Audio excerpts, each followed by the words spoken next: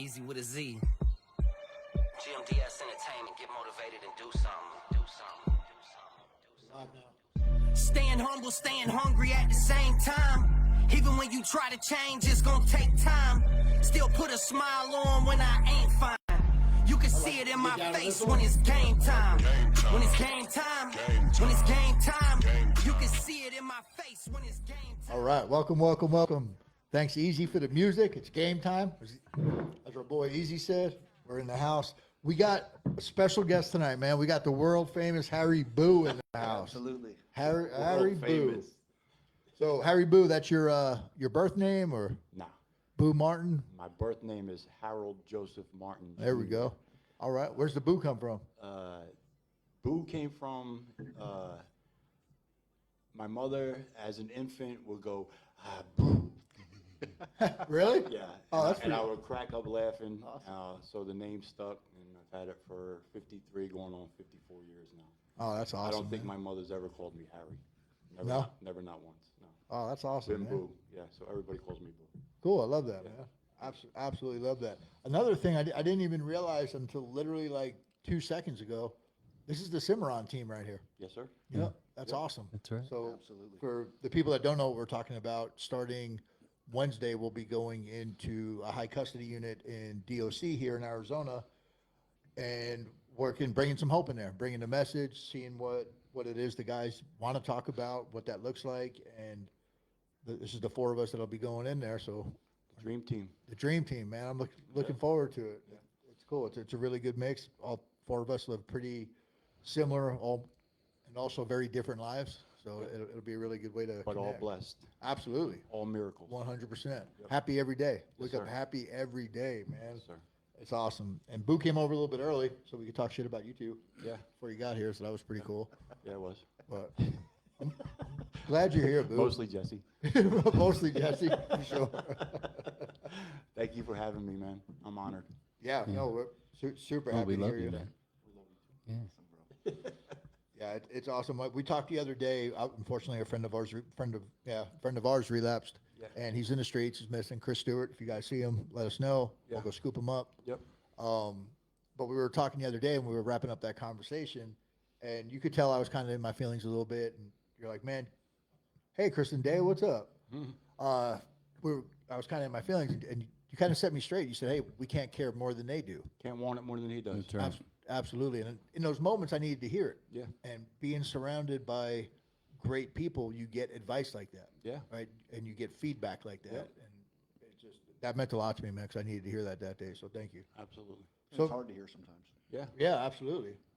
And you don't want to rob them of their bottom. Let them know that them streets are still, nothing nice, man. There ain't really nothing good going on out there. And if that's what he wants to live, then he's going to have to find out the hard way that,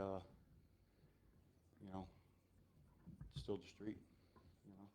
Yeah, it's different streets than we left, too, Way bro. different. Way Way different. It's- Yeah. I know we're older and all this other shit. I Yeah. get it. But I can confidently say that none of us look like what's going on out there right now. And I'm not saying we're any better or any worse.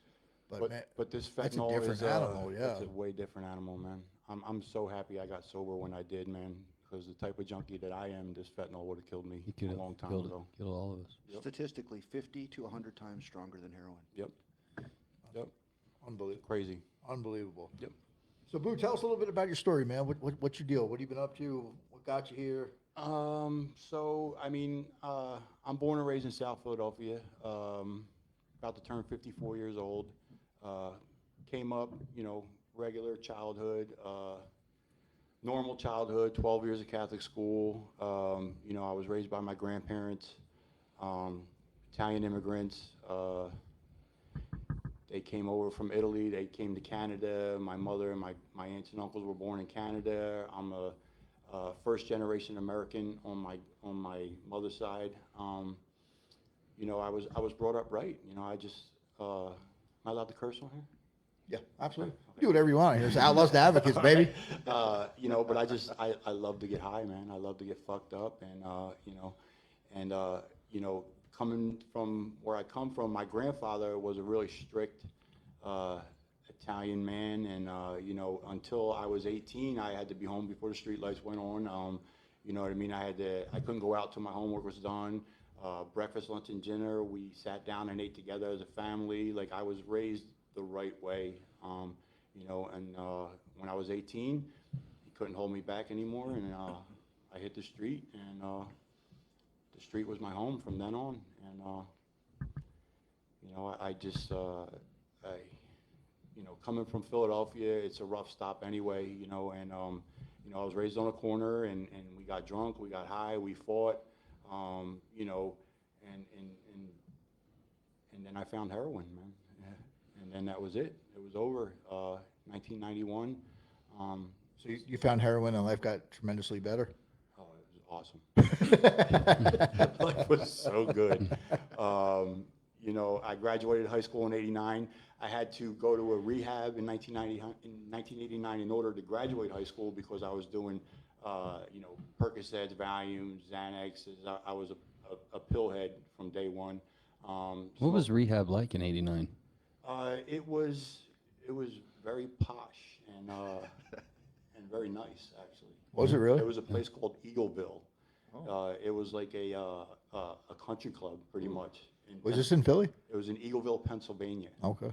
Yeah, and it was a very nice place. And they sent you there for 28 days, and you know, I went to multiple detoxes, and you know, and rehab was just a lot. All the times that I went away to detox and rehab, I went away to get some sandwiches in me, get my weight back up, get away, hide out for a little bit, get away from people who were looking for me, the people that I stole from, and it was just a rest stop.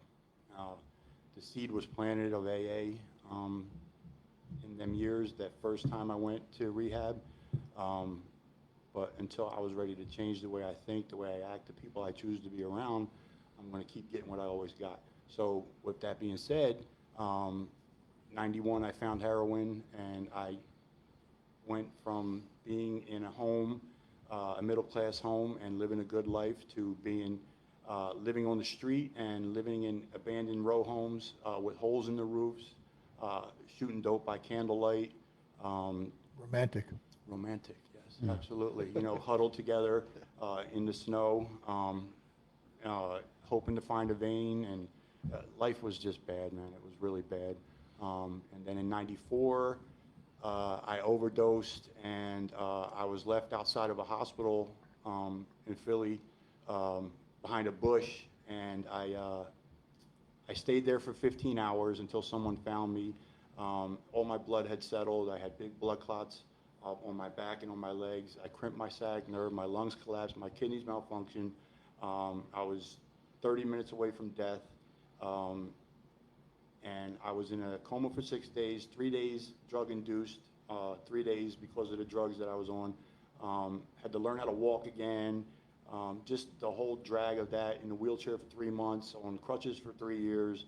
And you would think that after going through all that you'd want to stop getting high. You know what I mean? That maybe this isn't the life I should be living. You know what I mean? It might be an indicator. Yeah, maybe that's, you know, boom, check that. Maybe you should stop. But no, you know what I mean? It didn't stop me.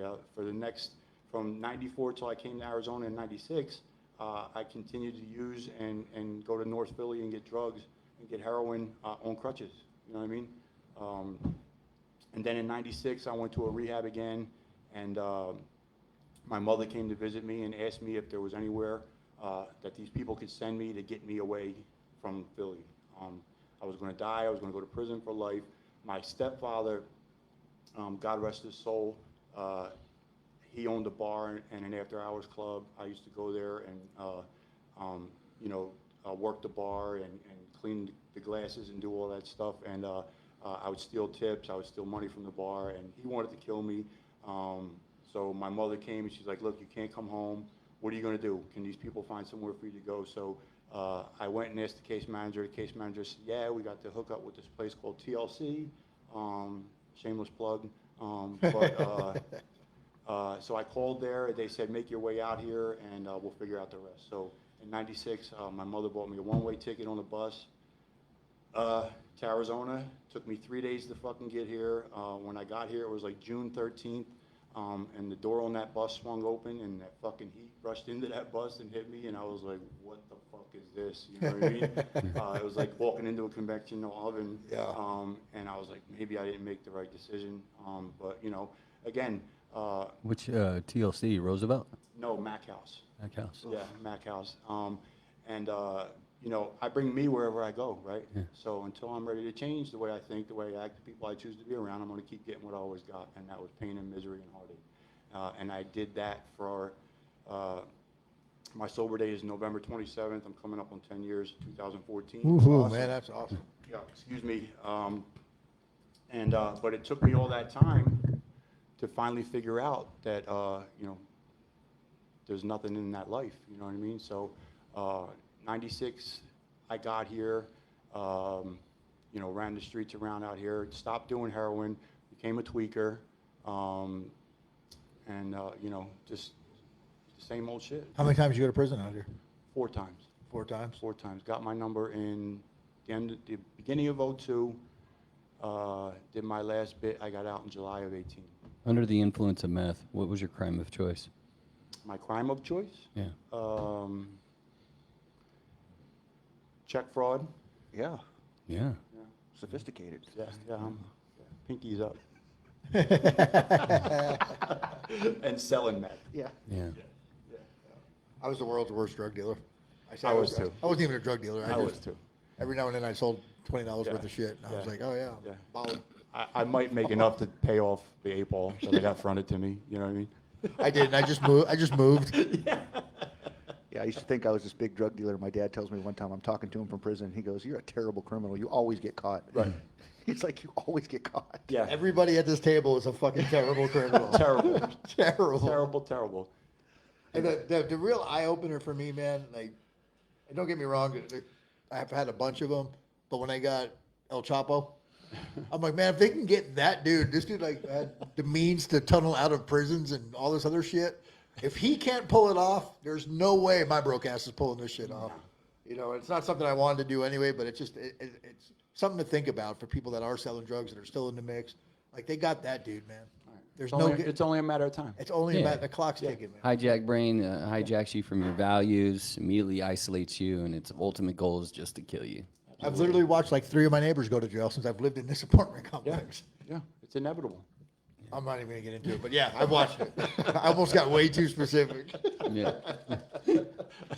I saw Got the it coming in. 90-year-old downstairs.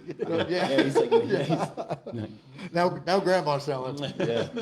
But it's cool 'cause, I seen Catherine jumped on here, and we talked about her a little bit earlier before we started. She runs the Eris Foundation. Yes. She does a lot of work with the unsheltered population. And we went to their event last night. I had brought them in on a tour at New Freedom where I work at, and I asked Catherine how we can get involved, and she told me about the Tuesday night thing. Yeah.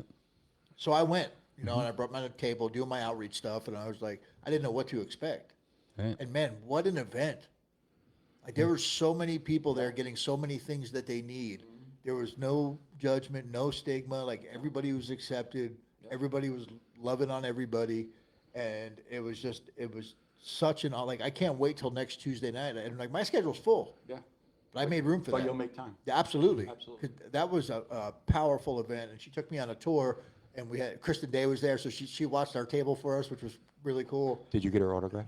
I did not get her autograph yet. She was, That cost $25. she won't give it to you. Yeah, she's trying to charge me. Just kidding.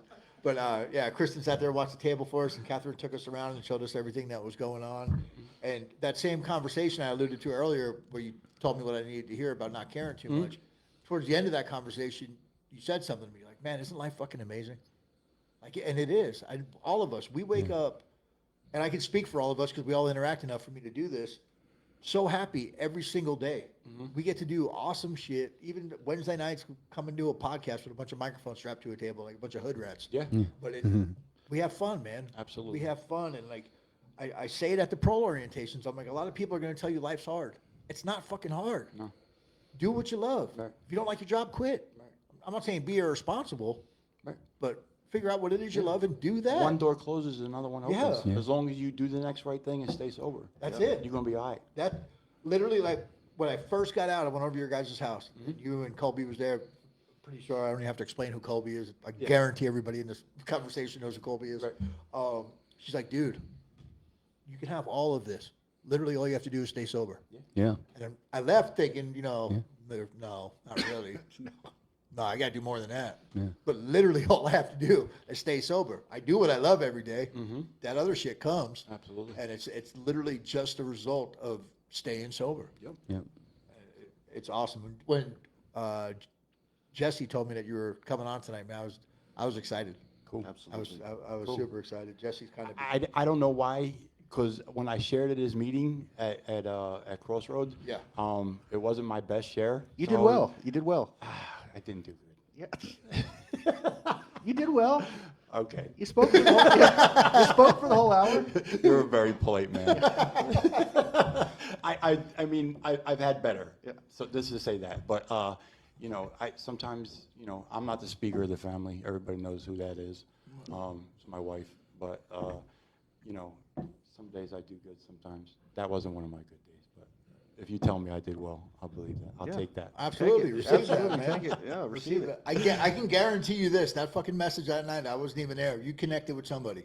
That's all I have to do. You And then- connected with but somebody. then that's all I tell myself when I'm done. Is if one person got something out of what I Yeah. said, I did my job. Absolutely. You know what I mean? Abs- And I stayed sober for an hour, so Yep. win-win. Win-win. You know? Absolutely. Yeah. And- Yeah, I and love you too. You, buddy. you were in the same room with him?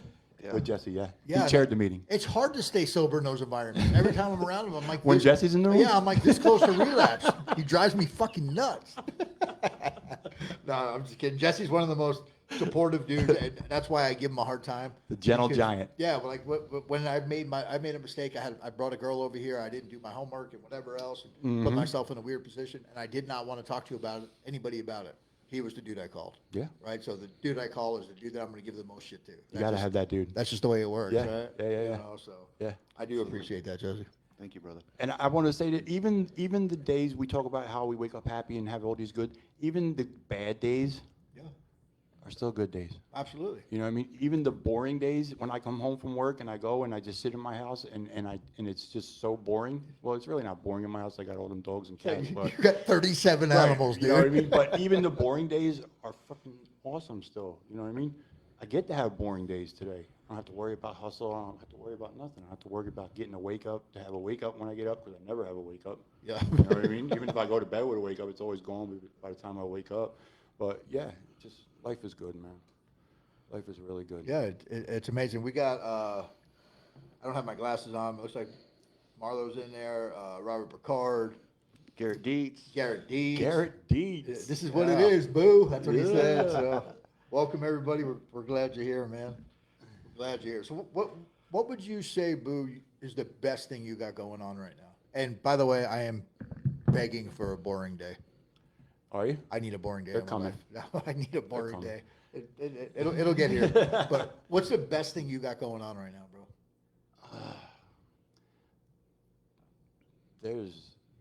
I can't even I don't even know the best thing I got going on right now. My wife and kids, Awesome. man. My wife and my little girls, man. Awesome, man. You know, there's a little thing going on with one of my daughters. But even still, I still love that little girl with all my heart and soul, man. And you know, and whatever is going on between us, it'll work itself out. Absolutely.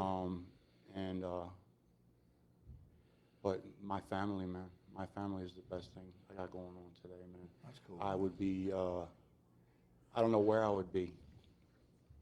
I don't know if I would be doing this. I don't know. I would be trying my hardest to be sober still, but I have the best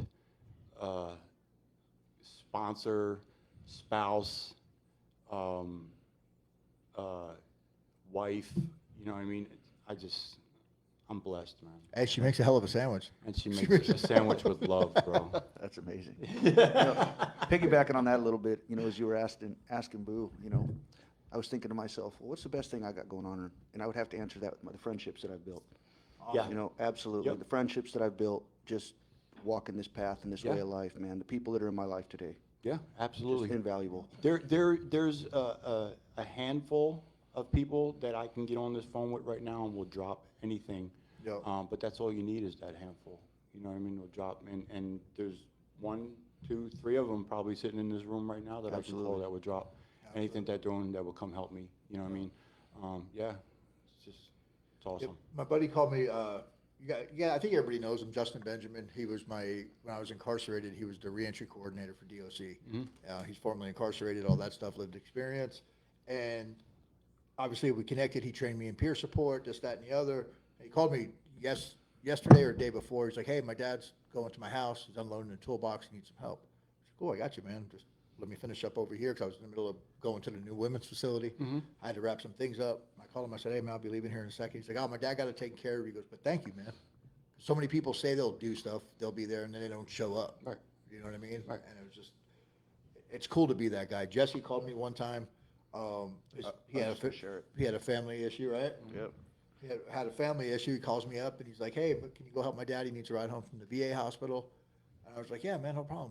So I leave and I'm getting in my car and I'm like, it's such an honor to be able to, first of all, have people trust you to be around their family, right? Because that's kind of a new thing for me in most circles. Right. And then to be able to actually do it. Yeah. And to show up. Follow through. And to be there and Yeah. to so, like, it's, who the fuck is that? Where'd that dude come from? You know? Exactly. I never had people like that in my life in the past. I mean, really, to have somebody in my life that I could call and trust to go pick my dad up from the hospital at the drop of a hat. I mean, Yeah. you just don't, friendships like that just aren't a dime a dozen. There was a time when your dad would have had to walk home probably. You know what I mean? You had nobody to call.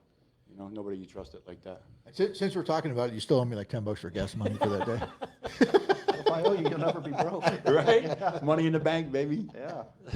No, it was really good. It was funny too because we're driving and I can see his dad struggling with the seat, and the way the seat thing is, it's in a weird position where it's hard to get. So we're just bullshitting, right? We're talking. He's all vet, you know, cool shit, man. Yeah. We pull into this little driveway of a car dealership, and he looks over at me because I was going to fix a seat. He looks over. He's like, "Oh, we going to buy a car?" I'm just going to take him to the dealership with me. I was like, no, man, I'm going to fix your seat. He goes, no, I'm okay, but I can tell he was struggling, right? Yeah. I was like, I got you. But, yeah. He was all nonchalant about it. He's like, oh, so we're going to buy a car? Cool. Just rolling with it, man. He didn't care. But, yeah, to have those kind of, like, I've talked about this before, but I went up to Safford. One of my goals was to go give back to the Safford community because the officers that worked at that prison were a huge part of my transformation. They talked to me like a human being. They had real conversations with me. So one of my goals from prison was to give back to the community. I love the prisons, don't get me wrong, that's where my heart's at. But I had a goal to give back to that community. I had the opportunity through Kristen Johnson, the Light, and Graham County Substance Use Coalition to go speak at a reentry center. And coming home, I blew the motor in my car. Smoked it. I mean, oil everywhere. I mean, where the hell was I? Right outside of Globe. Right. Whatever's right down the bottom. Like I literally rolled down the hill to a That gas red car? station. That red car you had? No, the one I just bought. Oh. But yeah, that's I owe like $11,500 on a $12,000 car at this point. I'm like, oh my god, dude. But it turns out we do the right thing. That motor had a recall on it. I got a brand new motor with 0 miles in it now Oh, yeah. through Kia. Yeah. But that next morning when I woke up, you know, people had seen my stuff on Facebook. And like literally 5 minutes after this happened, I'm on Facebook posting about gratitude and being happy to be up there and, you know, be able to do that. Like the car's whatever, you know, we'll figure it out. It sucks, but we'll figure it out. Yeah. And the next morning I had like 7 people, dude. Hey, do you need to borrow a car? I'm at work all, Jeremy's like, I am at work all day. We need to take my car for the day. Hey, do you need money? Hey, I know that took, 'cause I told the car back from Phoenix. My buddy Scotty's like, I haven't talked to Scotty in months. Yeah. You know, or at least weeks. He's like, hey, man, I was probably an expensive tow. Do you need some cash? Are you broke? What's up? Isn't that awesome, man? Like 6 or 7 people Yeah. offering me their vehicle. Throwing it at you. I'm like, man, Throwing money at you. I couldn't even get a ride, dude. There was a time. 10 years, I had to steal a car to get anywhere. And it's just to be surrounded by that. And it's what we tolerate. Right? I'm not going to tolerate people that are taken from me or Right. that are unhealthy or Right. not adding value. You know, we all work and we all support each other. And I'm not talking about work like jobs. We all work on ourselves. Right. We all have good direction. We're all moving in a positive route. We all work good programs. Yeah. And that, when the Cimarron thing originally came up, and I don't know if you guys know this or how much you know of this, but I had a meeting with the director and the assistant director, and they had asked me about, you know, problem yards, like what would you do? Like a genuine question. I'm like, man, I have no idea. I couldn't answer them, man. I was trying to think from like their point of view, you know, like security wise or like shit that I don't know. But when I came home and had time to process the conversation, I'm like, my answer is always hope. Hope is the most powerful drug on this planet. It changes the game. If you don't have hope, then why bother? Right? You got to hope for something better. And so I put that little proposal in. I asked them, I said, I'll do it by myself, right? I'll go in there by myself. But can I put a team together? You know, can I bring some guys with me, put a team together, and we'll go in there? And you three were the first ones that instantly popped in my head. Because even though our messages are different, our stories are different, everything else, at the end of the day, we're all trying to add love. Yeah. And we prove that every single day consistently. All on the same path now. 100%. Yeah. 100%. And it's so cool to finally get you over here to sit down and have this conversation. Man, life is just absolutely. I got a T-shirt for you. Good. Yep. I got a T-shirt for you. I got One a of T-shirt them? for you motherfuckers too. One of them? One of these. Good. I got one in the car. You're gonna go sit in the car in about 2 seconds. But yeah, it's so great, man, just to be able to do this kind of stuff, man. And none of us should even be alive, let alone sit. I mean, you slept in the snow for fucking 15 hours, dude. Yeah, for real. Normal people don't survive that shit, No, right? listen, I've been shot, stabbed, I've overdosed countless times, you know what I mean? There's a reason why the Lord kept me on this planet. Absolutely. And I believe it's to do exactly what I'm doing right now. And it's to Absolutely. spread a message of hope, man. Yeah, and speaking of God, Boo, I called you the other night, and I think that definitely people in our audience and any of those that are listening, I think it's important to know, like, when we're re-entering back into society, we're faced with certain challenges, and some of those challenges in the past we always used as an excuse to go back out and destroy our lives. And one of the things, and I'm grateful that that we talked. You'd lost your father recently. And we're talking about the power of connection, right? And I think it's important that everybody out there needs to understand what that message is, and it's what ultimately keeps you sober, right? And I thank you for, allowing me to talk about this vulnerable piece of your reentry, because I think I'll be reentering society for the rest of my life, right? Yeah. Every day is a new challenge, and I'm grateful for every opportunity I get to spend with my father, who's got significant health issues, right? And Jesse, too, can relate. So share in part with us what that felt like and what your instant message is to everybody out there when it comes to overcoming something that we used to use as an excuse to destroy our own lives.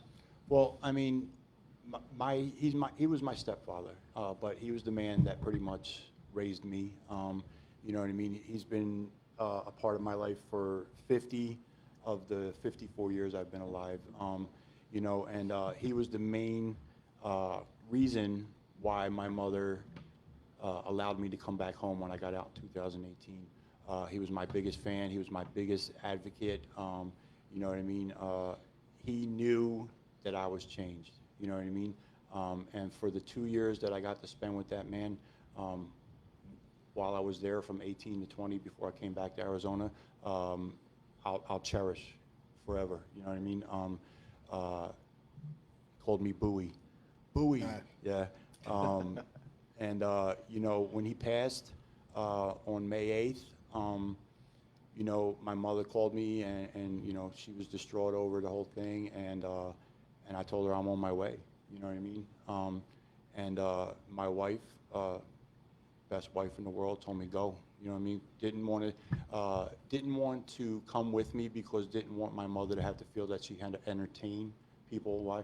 Don't cry because you're gonna make me cry. Please don't. And told me to just go be with your family and do what you got to do. So for 2 weeks, I got to go home and be a son and be a brother, be an uncle. Something I've never done before, you know what I mean? And them 2 weeks were awesome. You know what I mean? I got to take care of things for my mother. I got to buy the urn that my father is in. I got to buy the flag, because he's a veteran, the flag box that his flag is now in. You know what I mean? I have his ashes at my house here in Arizona. some of them.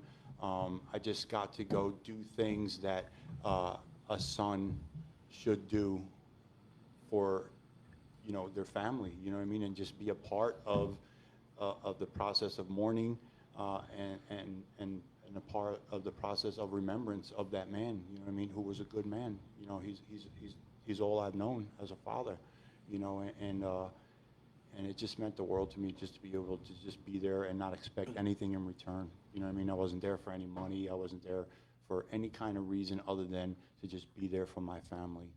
And it was fucking awesome, man. It was an awesome experience. My mother loved every minute of me being there for them 2 weeks. You know, I got to do things around the house.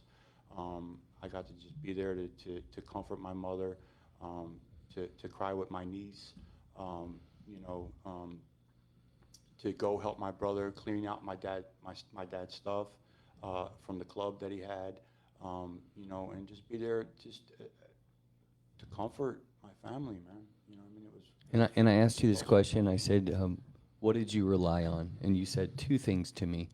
And I think it's very important. I said God, and I said program. Yeah. And what is that program? That program is a program of Alcoholics Anonymous, you know what I mean? Or any anonymous, really. I don't discriminate on any of them. But two things that keep you sober. Program and God. That's it. Program and God. And then everything else falls in line after that. With that, God, program, fellowship, family, all that. You know what I mean? And I relied on all that, you know what I mean? And you know, that's all I got today is God and program, man. You know, and my family and all you guys and all these people that surround me today who are in this program. And I thank God every day for it. Yeah. And I think one of the coolest things about this is the power of experience. When Bill W. shared with Dr. Bob, right, bedside, we didn't know that relationship was going to transform the world for us, guys like us who just died on the street. And, you know, I lost my stepfather 2 years before I was released. So listening to what your shared experience and understanding where I'm at today, this really sets a tone for people like Jesse and I and my brother to really just focus in on what we're going to be able to do if those times come. And they will come. They will come. They will come. And so we greatly appreciate that. Yeah. Yeah. Thank you for being vulnerable. It's my honor, bro. My honor. Absolutely, brother. I mean, I look back at my life, and the only people that have ever shown me unconditional love were my parents. Yeah. You know, my mom, my dad, my stepdad. They're the only people that have ever loved me no matter what. Yeah. You know, and it's just, even in my deepest, darkest times when I didn't deserve it, when I just threw my life away time and time again, and I was sitting in prison by myself, just felt so alone, they were always there for me. Yep.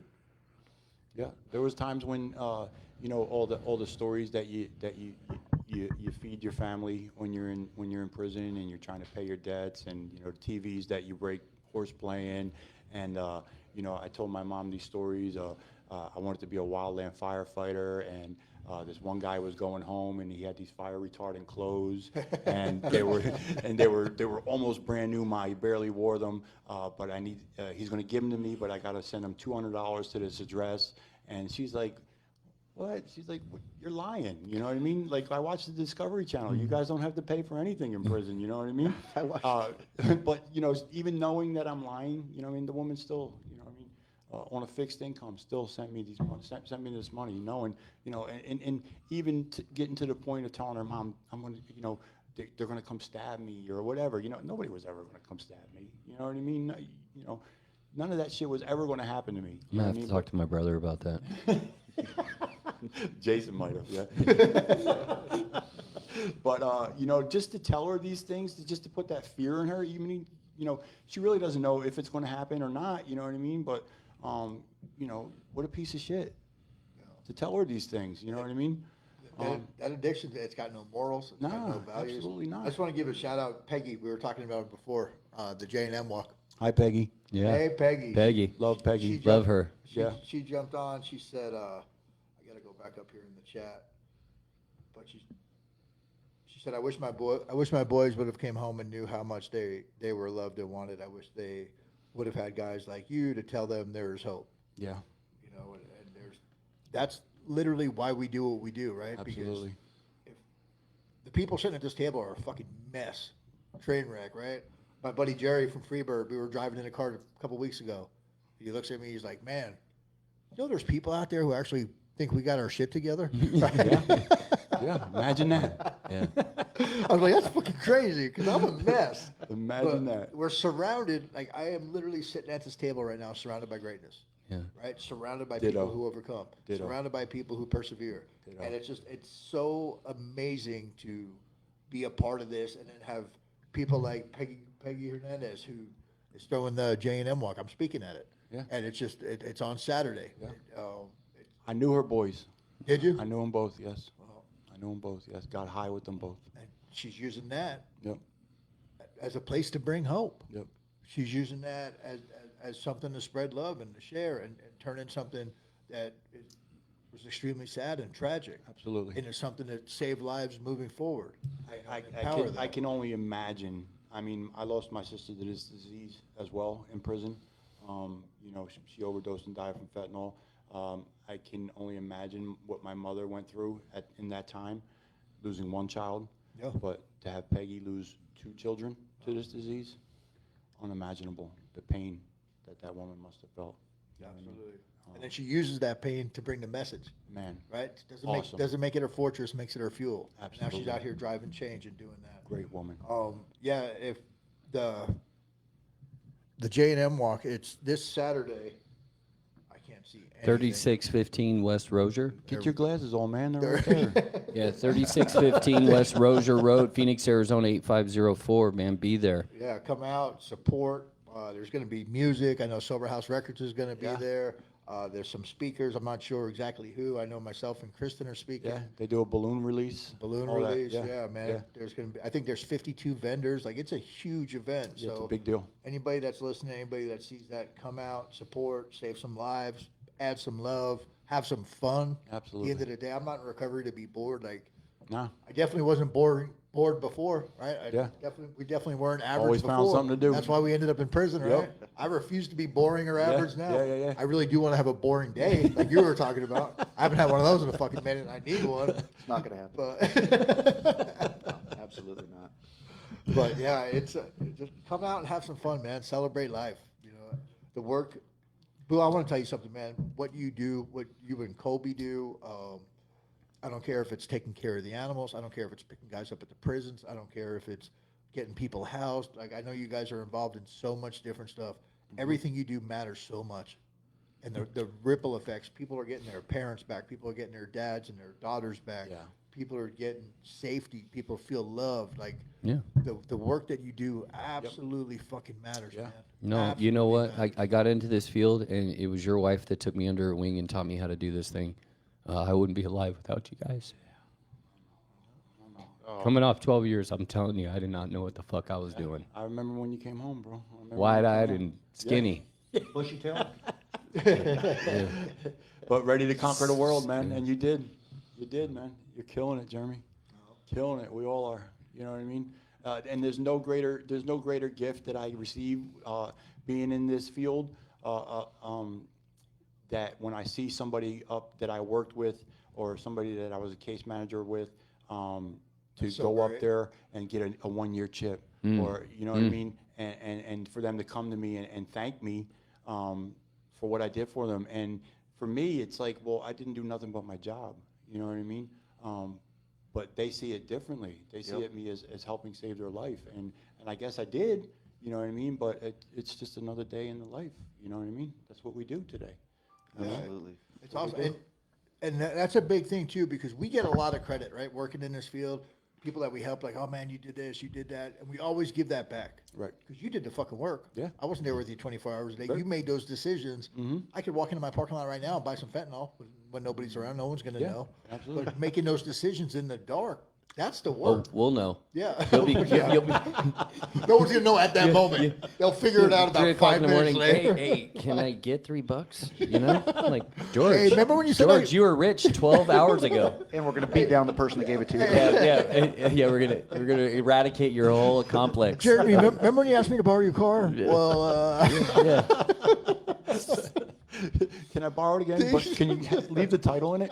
2 weeks later. 2 weeks later, still gone. no, like being out of the yard, bro. I'm starving, man. Yeah. Can I get something to eat, man? I don't care if it's hygiene. I just need a couple bucks. Can you do 5? Can you do 5? The lime shrimp soups. Yeah. Everybody paid their Gosh. bills with. I really like sausage.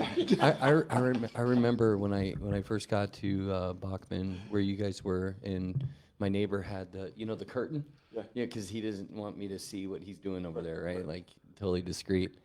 And I woke up the next morning, and he turned around, and I finally met him, and he had the biggest cyst on his right cheek. It was a spider bite. Yeah, and the It's the only place there's a vein. the officer walks right up and she goes, "Hey, roll up. You're going home today."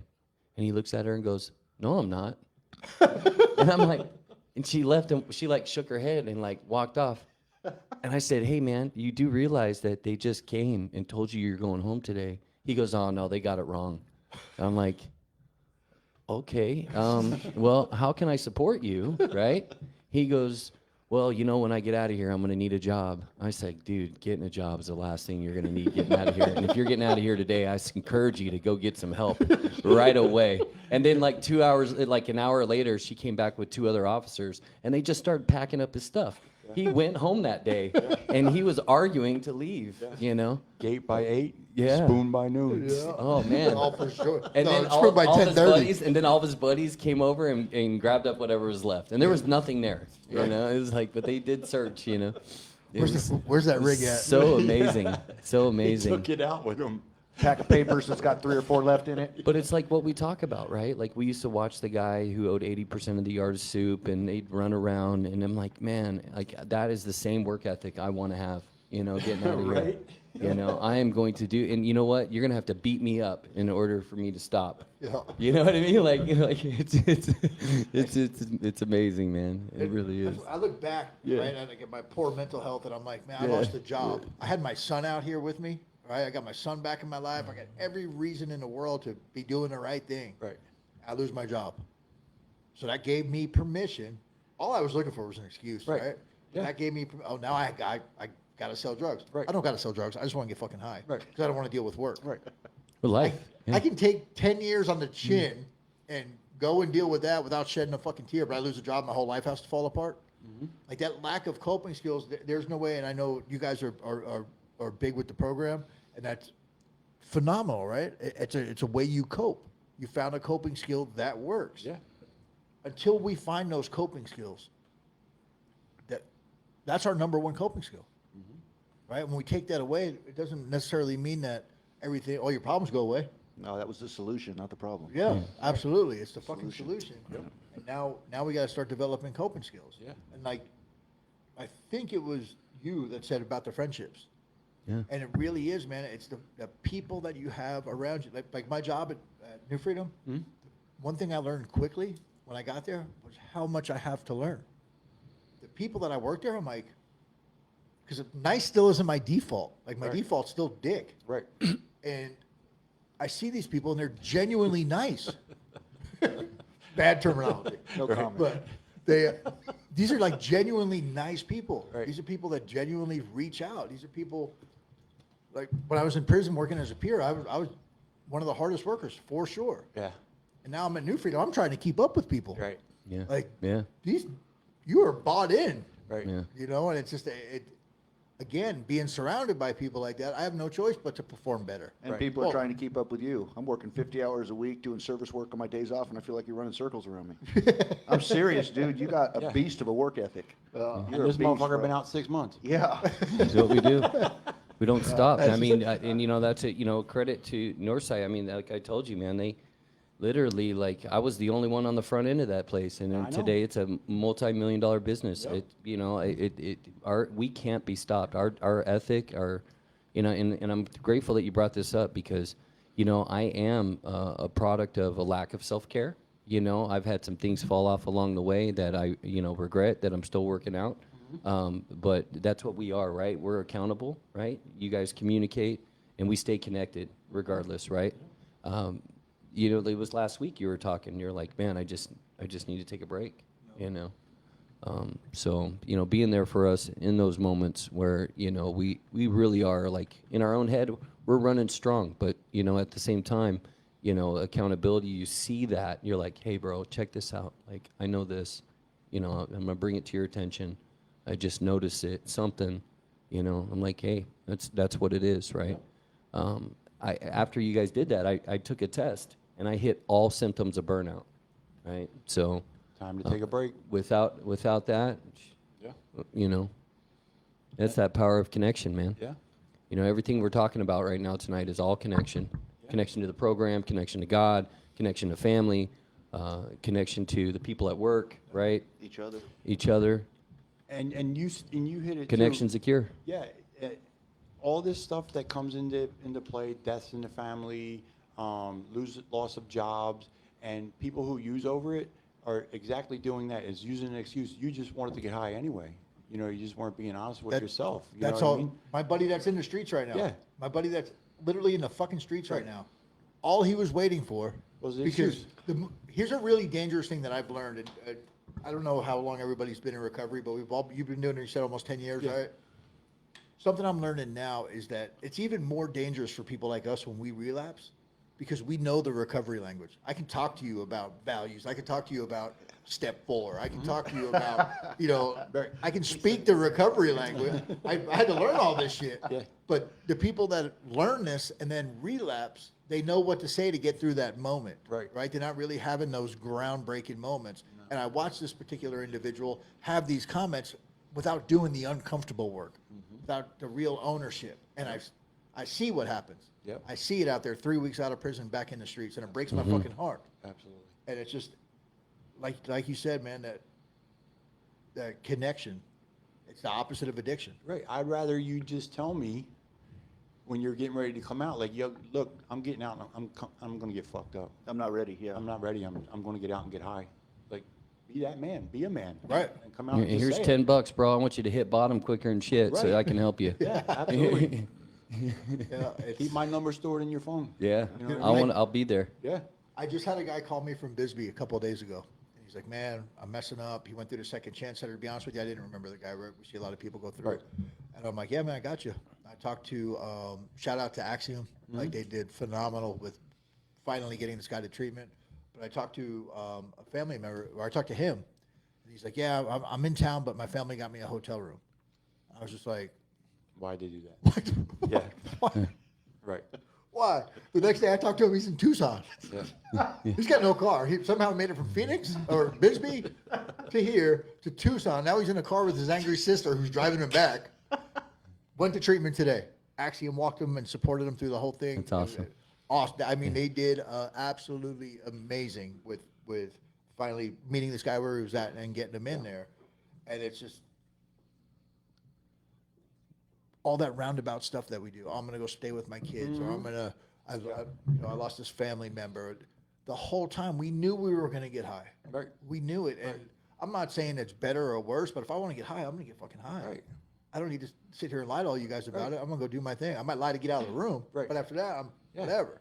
Yeah, just like with my wife, with people that call my wife and they're like, well, she's like, okay, I got a bed for you. When can you get here? You know what I mean? The bed's waiting for you right now. Well, I gotta go do this. I gotta do that. Give me 2 days. Instead of I gotta go do this with my kid, do that with my kid. Just say no. All right, you got the bed now. Will it be available in 2 days? Because I'm gonna go get fucked up for 2 days. Yeah. Just say that. You know what I mean? And my wife will be like, yeah, it'll be here in 2 days. Yeah. But she's like, man, whatever. Call me when you're ready. Yeah, and then like 6 months later, she'll go pick him up at county jail, and then a year later, they're getting their first chip. Yeah, that's right. Beautiful thing. Right, yeah, beautiful thing. That's a fucking rough road, eh? Like, hey, because so like when I first got in this field, I was like, gosh, my passion is just driving this train, man. Like I want to pick somebody up, and she's like, yeah, just pick them up from county jail. They don't, All right, cool. Yeah, let's run that. Oh yeah, you Sackatone? Yeah, go all the way out there. Go out there, pick them up. All right. We were having a conversation yeah, earlier, yeah. and Boo was, People guiding you in from rooftops. Yeah, I'm here to just bring a solution, man. You ready? we were having a conversation earlier, and my girlfriend was asking some questions about court, and she said, hey, if somebody has to go down there because they got a warrant, what's that going to happen? We're kind of talking through the process. I look at Boo, I'm like, I am so glad I don't have these problems anymore. I'm like getting anxiety from thinking about this shit. Yeah. First thing that goes through my mind, I'm not going to fucking court. Right. But you know what's a beautiful thing is today I get to go sit in that court and stand up and advocate up. for these people. Yep. It's amazing. And let them know. And the judges, some of these judges, the one judge in Mesa, Judge Areola, she was a Superior Court judge when she sentenced me in my first sentence to prison in 2002, and now she's in city court. But I go in front of her into her court all the time, and she seen me in the back of the court, and she's like, I know you. What's your name? And I told her. She's like, yeah, you know me. You sentenced me to prison in 2002. And she's like, well, what are you doing here? And I told her what I'm doing. And every time I get in there, she stops what she's doing in the court. She says, Mr. Martin, how you doing? You know what I mean? Stops and says hi to me. It's a fucking awesome feeling, man. That is You know what I awesome. mean? People talk to us like People that. talk like we walk around metal detectors now. You know what I mean? Isn't that fucking awesome? Yeah. Yeah, no I talked to more- I'm on probation. I'm trying to get off. Uh-huh. I talked to my probation officer, and Did you get that reference letter? yes, I did. I haven't read it yet, but thank you very much. I am excited. I asked for. I want to submit 10 references letters. You know, I think that's a good number. I landed on 10 for some reason. Yeah. But I was talking about. Had a conversation with my probation officer, and I done some research on reasons that I could put for getting off probation, and one of those reasons was waste of resources. So when I had this conversation with her, I was like, I don't want to say it's a waste of resources, but it's kind of a waste of resources. You know, we moved through that, and when I had my check-in with my PO yesterday, she's like, you know, those words you said to me about being a waste of resources, I agree. And to hear that from a probation, she's like, have you ever completed probation before? I'm like, absolutely not. I don't even think I've checked into probation before. And now I have a probation officer who's willing to advocate for me to get off probation after just a few months. And it's just, it's so surreal, man. Yeah. You got judges waving you when you walk into a courtroom. This dude worked in a fucking hospital. Jesse's teaching peer support. It's like, God. Have you guys looked at our history? Right. Like, we were maniacs. Where are we? I was stepping out of the library the last week, but because of the connections I've made on LinkedIn and stuff, I'm walking, and there's just a group of cops there, and I just walk right up, and I'm like, "Hey, what's up, Chief?" He's like, "Hey," you know, and I stop and talk to him, shake his hand, take a picture, whatever, and then, you know, one of his new officers, he was sitting there, you know, kind of coaching 14 days on the force, man, and I got to be able to look at that officer and say, because if you learn all those great policies and procedures, you'll keep guys like us alive so we can come out here and thrive. Oh, You know? Absolutely. You know? Yeah. It's just like, would I have ever had that? I'm like, no, I'm not talking to these people. No. They need to know. Yeah. They need to know that we're out here and we're thriving and we're grateful. Absolutely, bro. I got the best bit of karma ever. My fucking kid's a cop. My brother was a cop. Nuts, right? Yeah. Absolutely nuts. And my kid loves his job, and he shares stuff with me, and we have conversations. And he even told me, like, his sergeant wants to meet me next time I go to Pennsylvania. And, you know, the work they do, it matters as well. Yep. Especially in Pennsylvania, right? Like Philadelphia. Yeah, they're picking motherfuckers up out of the snow out there. Yeah. Seriously, bro. That's, Seriously, it's K&A. Look it up on Facebook, Kensington and Allegheny. You'll see what's going on in Philly right now out there. yeah, it's rough, huh? It's like Night of the Living Dead. Yeah. Yeah, you rough. definitely need law enforcement. People like me need to be off the streets. Yeah, You absolutely. do. 100%. Yeah. Thank God you're sitting here right now. I was, you know, they hit us with a lawn dart like any rabid dog on the street, man. Yeah. We got kennels for you, man. Yeah. You know. Yeah. And now I got the detective who arrested me and put me in prison. Well, I put myself in prison, but the detective who gave me a ride there, willing to write a reference for my fingerprint clearance card. Like, what the fuck? What the fuck? Yeah. man? I was at an event with, it was Johnny Helia. He's a outreach over at, you've met him. Aurora Behavioral At Health. Aurora. Yeah. And yeah. me, him, and Kristen are standing there having a conversation. And Kristen's all, hey, he used to be a Scottsdale PD. I said, yeah, I know. He put me in prison for 7.5 years. She's all, get out. As soon as you see that man, you know he was a cop. Oh, yeah. It's Hey, we're going to have him on here eventually. He's got a podcast, too, that he does for his son, like Out is the New In, I think it's called. Chase the Vase. Yeah. Yeah. Colby toured him to one of the places that she was working at one time that I was working as well, and he came by and she brought him by my office, and as soon as she went, introduced him, and I said, "How you doing, officer?" Because he just got that look, Yeah. bald-headed, you know what I mean? How you doing? It's funny because I'll be in the gym and I like turn around, he's looking right at me. I'm like, And he was like, how do you Making know sure I you're was a still cop? acting right. You're like, dude, I met it's you. funny. It's funny because when he retired in Scottsdale, a month prior to that, so a month later, it was his group, the Heat Squad, that drove a tank up to the house that I was staying at. Yeah. Yeah, he had retired a month prior to taking. Well, took you down. Oh. Yeah, but They got me twice. Yeah. I bailed out. They got me again, them motherfuckers. But Yeah. again, saved What my a life. small world, Wasn't get the to- first time. get Wasn't to the work second time. out I was and- with your brother the second time. Matter of fact. yeah, that doesn't surprise me. Yeah, right. Yeah, but yeah, so to be on this side of things, we only got about 2 minutes left here, but to be on this side of things, man, to be sitting at a table with greatness, it's such an awesome just feeling, man. What do you want to close us out with, Boo? What do I want to close you out with? I just want to give everybody a message of hope, man, to let anybody know that it's possible. If the 4 people sitting at this table can get this thing, anybody can fucking get this thing. You know what I mean? We are all miracles sitting at this table right now. We should not be sitting at this table right now. If the 12-step program is what works for me, if it isn't your thing, find what is your thing, man, and get the help that you need. My life is totally different today, and I wouldn't change a thing about my life, and I wouldn't give up this life for anything. Cool, man. Let today. me give you a couple of shout outs here that came in. It said, Nate Shepard, Harry Boo, I appreciate when you and your lady brought an HI meeting to the yard. You have a great story, and I know you set a lot of guys on fire that night. Thank you for being of service. And then Robert Oliva said, oh shit, that's Boo. Tell him I said, what's up? Tell him I'm the guy. Good night. Bought the phone case for at MRC, Oh, yeah. MRC Yeah. Class Act. Yeah. So it's That's awesome. Yeah, I never thought I would hear from that dude again. it's awesome. Well, you just did. That's awesome, huh? Jeremy, you got anything before we take off? Just that it's an honor to know you. It's been an honor Likewise. to mentor from you as I navigated my reentry. And thank you for coming on and being of service, man. We love you. Yeah. And we love everyone out there. Yeah. So thank you for your support. Yep. Yeah. Yeah, absolutely, Boo. Amazing message. Thank you for coming on. Thank you for having me. Thank you for inviting me on. Stick Really around. appreciate Jesse's it. buying tacos. Nah, he's got a date. No, that dude canceled. Yeah. No, you're available, aren't you? Yeah, I am. But hey, thanks everybody for being here with us tonight, man. Bringing a message of love, hope. My phone number 480-527-6326. Anybody that's suffering, going through anything at all, need support, just want to bullshit, whatever, give us a call. We love everybody here. We're here every Wednesday, 7 o'clock. Anybody can change. Anybody recover. Anybody can recover. And hope, most powerful drug in the world. Yep. Good night. God bless. All right, brothers.